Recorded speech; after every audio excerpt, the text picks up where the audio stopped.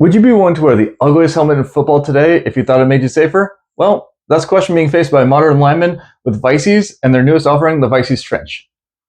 Now, what most current manufacturers of helmets attempt to do is to use a hard outer shell that deflects most impacts away, but the impacts that most companies are concerned about are the high velocity, high impact collisions that can lead to concussions.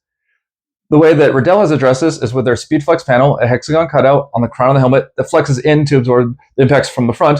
With their model, the Axiom, they've added flex panels on the sides that can go in. The way Shutt has addressed this with their F7 is with something they call the tectonic plate system, which is a rectangular cutout that again runs along the crown of the helmet.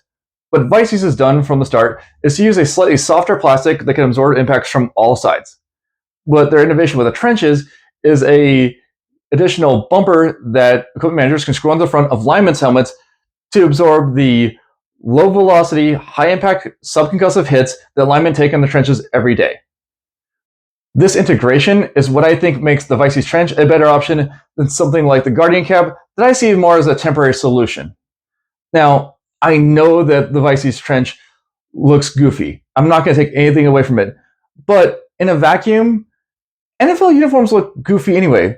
If a player like George Kittle, who has worn both the Axiom and the Trench, was walking through a grocery store pushing a grocery cart in his full 49ers uniform with gold pants, a red jersey, and a gold helmet with a cartoon sticker on the side of it, he would look just as goofy either way.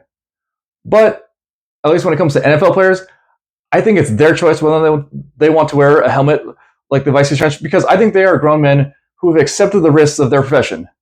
But if I was the coach at a college or a high school and I had the means based on what I know right now, I frankly would require my skill players to wear the Axiom with the flex pads on the front and the side. And if I had the means, I would have my linemen wear the Vicis Trench.